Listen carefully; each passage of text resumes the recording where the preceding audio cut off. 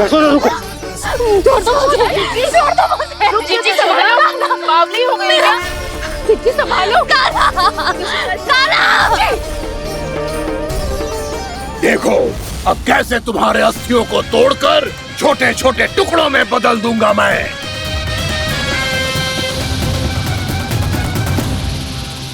सुदर्शी, आप जाओगी तो आप भी फंस जाओगी। अपने लल्ला के लिए मैं किसी भी संकट का सामना करने के लिए तैयार हूँ। छोड़ो ना यशोदा, हमें कोई और उपाय खोजना पड़ेगा। कोई और उपाय? आप देख ना रही मेरा काना किस दशा में है। काना मैया के वश में नहीं है, नहीं तो ये अपने लल्ला के लिए साक्षात काल का भी सामना कर ले। ये तो केवल कालिया नाग है। हे नागराज, आप मेरे प्राण ले लो पर काना को छोड़ दो। ना नागराज, आप मेरे प्राण ले लो, मैं विरोध भी ना करूंगी। ना नागराज, आप मुझे मार दो पर मेरे काना को छोड़ दो। ना ना ना ना नागराज, मेरे प्राण ले लो, हमारे काना से क्या शत्रुता है आपकी।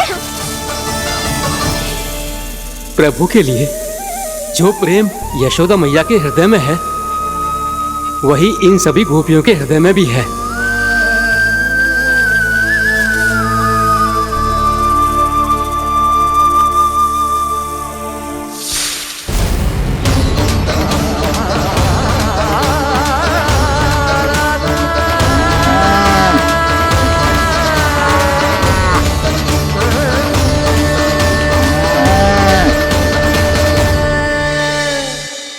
यशोदा, यशोदा,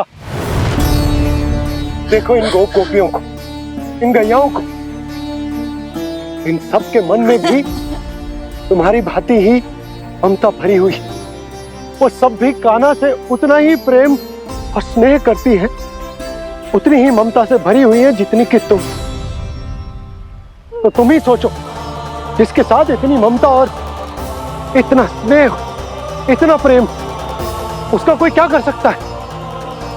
उस कालिया नाग का विष इस सब आशीर्वादों के सामने कछु न है। कछु करो जी। उसे बोलो वो मेरे प्राण ले ले, मेरे काना को छोड़ दे। यशोदा,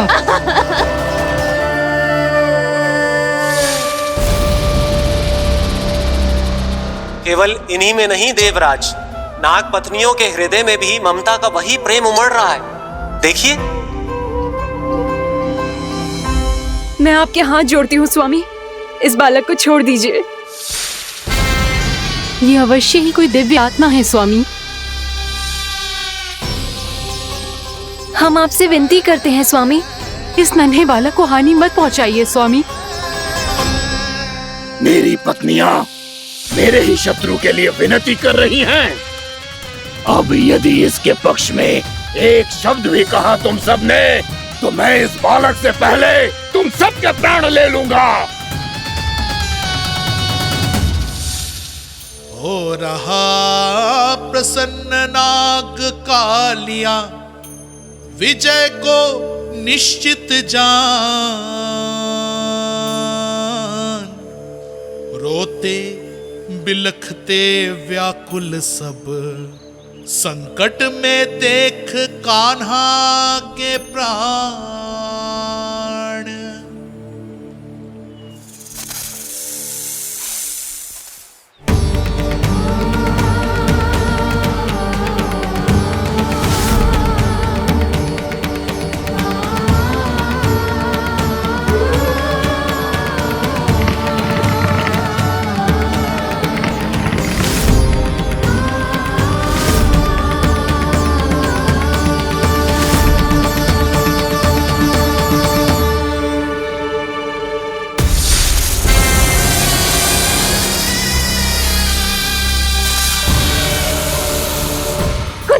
जी, मेरे लल्ला को बचा लो, कोई तो कुछ करो। जीजी संभालो यशोदा। यशोदा, यशोदा तुम शांत हो जाओ, मैं कान्हा को वापस लेकर आऊंगा। मैं रक्षा करूंगा उसकी। ना नंदराज, नंदराज नहीं। कम से कम आप तो समझो नंदराज, कालिया के पास आप जाओगे तो आप भी फंस जाओगे।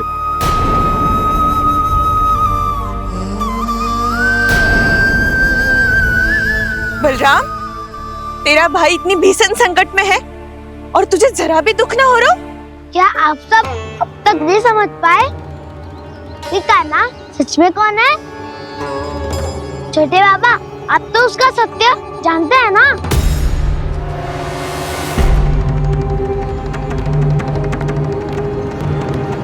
मानता हूँ कि आप सब कान्हा के रहस्य के बारे में नहीं जानते, पर क्या उसके जन्म से आज तक घटी एक से बढ़कर एक विचित्र घटनाओं को भी भूल गए हैं आप सब?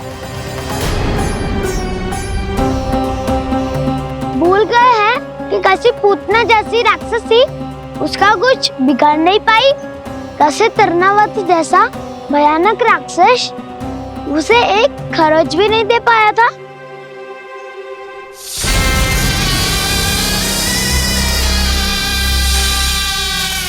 आप सबने अपनी आंखों से देखा था ना, बकासुर से कान्हा की रक्षा करने देवता स्वयं आए थे, पर सत्य तो ये है कि वो सभी देवता भी उस असुर के सामने असमर्थ हो गए थे। तब कान्हा ने बहुत ही आसानी से उस भयंकर असुर का वध किया था, एक ही बार में धराशायी कर दिया था उसे। तो आप सभी सोचिए, बार बार ऐसे असाधारण कार्य करने वाला बालक साधारण कैसे हो सकता है? अब तो आरंभ से ही सारा सत्य जानते हैं छोटे बाबा। रहस्य छुपाने में सदैव कान्हा की सहायता करते आए हैं आप, और आज आप स्वयं ही उसके सत्य को भूल रहे हैं। और तुम सब भी तो जानते हो कान्हा की शक्तियों के बारे में, तो क्या तनिक भी विश्वास न आया अपने सखा पे? बलराम, जे तू क्या कह रहा है? मैंने जो कहा उसका एक एक शब्द सत्य है छोटी माँ। यदि प्रभु की इच्छा हुई तभी कुछ ही क्षणों में सब कुछ अपनी आंखों से स्वयं अनुभव कर लेंगे आप।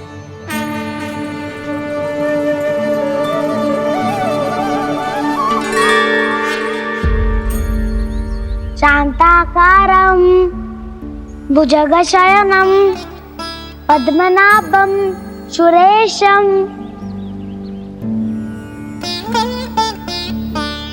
विश्वाधारं गगनसदृशं मेघवर्णं शुभांगं लक्ष्मीकान्तं कमलनयनं योगी वीरध्यानगम्यम् वन्दे विष्णुं भवभयहरं सर्वलोकैकनाथम्।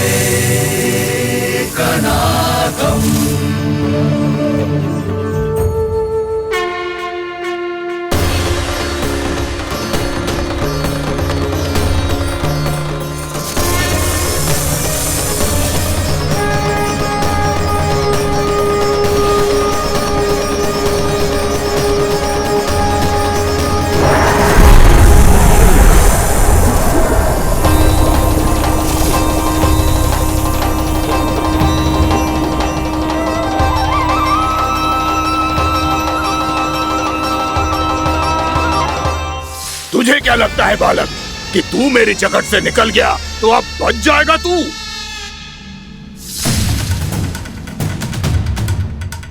मेरे विष से अपनी प्राण रक्षा करने में सफल रहा, मेरी जगत से भी छूट गया, पर मेरे दंश से नहीं बच पाएगा।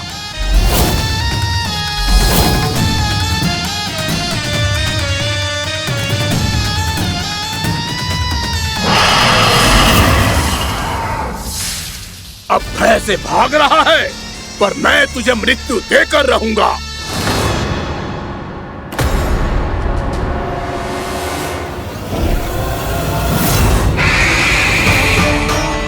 कान्हा!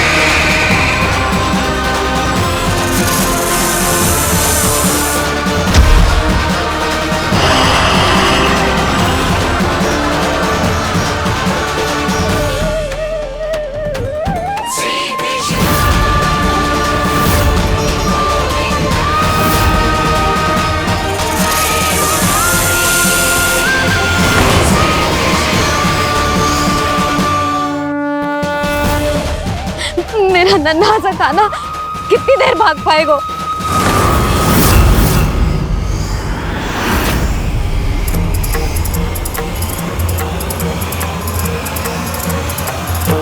और कितनी प्रतीक्षा करोगे मेरी भक्त कालिया? भक्त नहीं, काल हूँ मैं तेरा। जब अहंकार का मुकुट बुद्धि को ढक लेता है तो भक्त अपने भगवान को भी नहीं पहचान पाता। व्यर्थ की पहेली में मत उलझा बालक। ना मैं भक्त हूँ और ना तू भगवान।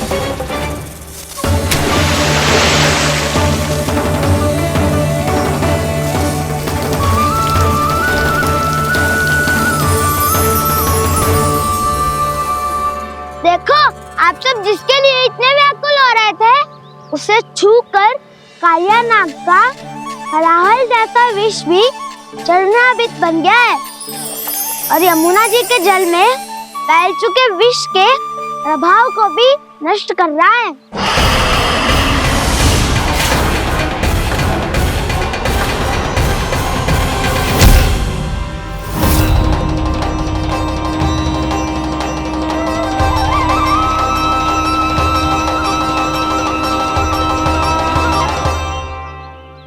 धर्म रक्षक अधर्म विनाशक प्रभु श्री कृष्ण का कौशल सचमुच अद्वितीय है। नारायण नारायण।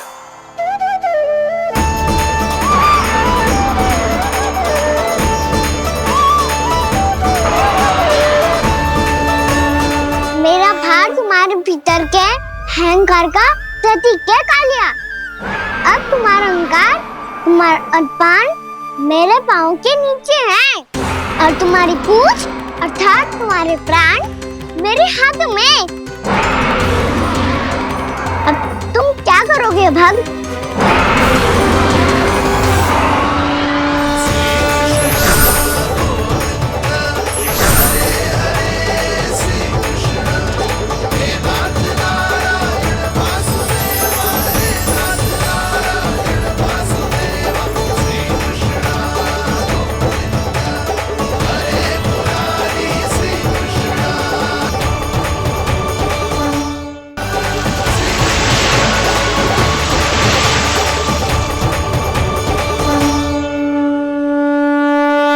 प्रभु, भले ये आपको पहचानने में असमर्थ हो, पर हम सब ने आपको पहचान लिया है।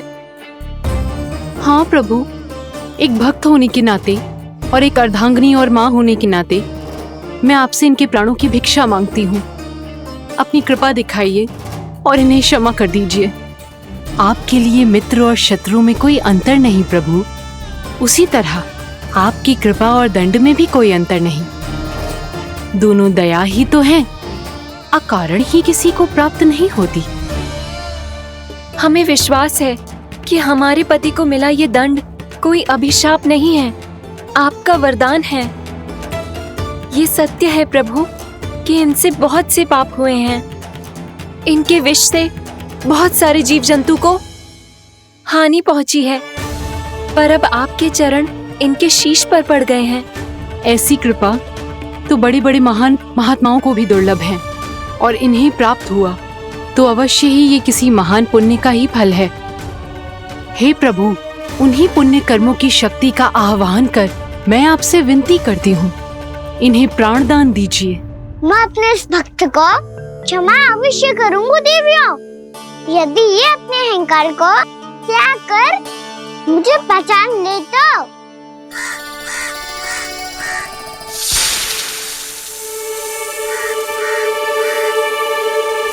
मैं तुम्हें श्राप देता हूँ, जितनी विषैली तुम्हारी जिह्वा है उतने ही विषैले सर्प बन जाओ तुम।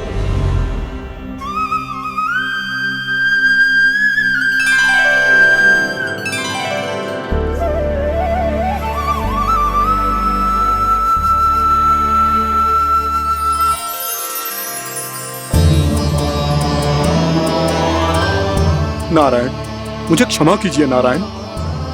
मैं तो आपका परम भक्त था, किंतु मैं आपको पहचान नहीं सका। इसका दंड तो मुझे मिलना ही था, किंतु मैं अब प्रायश्चित करना चाहता हूं। इसके लिए यदि आप मेरे प्राण भी ले लेंगे तो भी मुझे कोई दुख नहीं होगा। मैं अपना जीवन, मृत्यु और अपना अस्तित्व सब कुछ आपको समर्पित करता हूँ। तुम्हारी क्रोध के कारण श्राप मिला, जिसे विशाल सर्प के रूप में तुम्हारा जन्म हुआ, और सर्प का तो स्वभाव है विष फैलाना, इसीलिए तुम्हें दंड नहीं दूंगा मैं। शेष सभी अपराधों का पश्चाताप कर लिया, इसीलिए मैं तुम्हें क्षमा करता हूँ कालिया।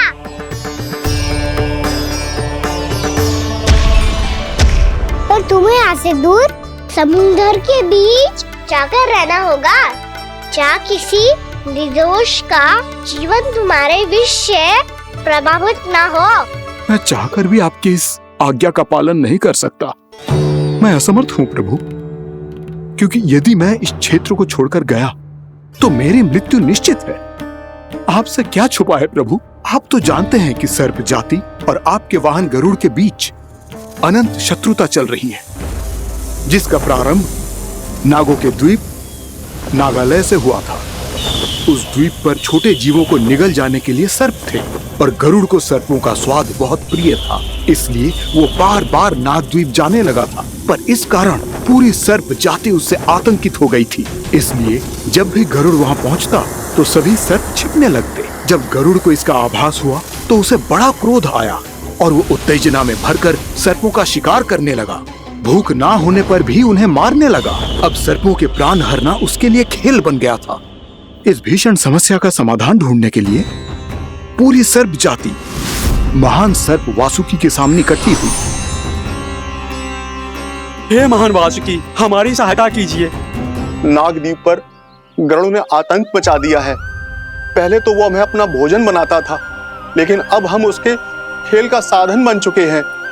भूख हो या ना हो, जब तब आकर वो हमारे प्राण हर लेता है। अनुचित हिंसा के इस प्रथा का आरंभ सर्पों ने ही किया है। पहले आप सबने पूरे द्वीप पर अधिकार कर लिया, फिर आहार के साथ साथ आनंद के लिए भी आप सभी ने निर्दोष जीवों की हत्या की। और जब सृष्टि का संतुलन बनाए रखने के लिए गरुड़ आपको अपना आहार बनाने आया, तो आप सब अपने प्राणों की रक्षा के लिए छिपने लगे। तो फिर गरुड़ का उत्तेजित होना तो स्वाभाविक ही था। नागनाथ, जो हमने अन्य जीवों के साथ किया वही अब हमारे साथ हो रहा है, परंतु ये भी तो सृष्टि के संतुलन के विरुद्ध ही है ना? अवश्य है, इसलिए मैं गरुड़ से चर्चा करूंगा। धन्यवाद प्रभु।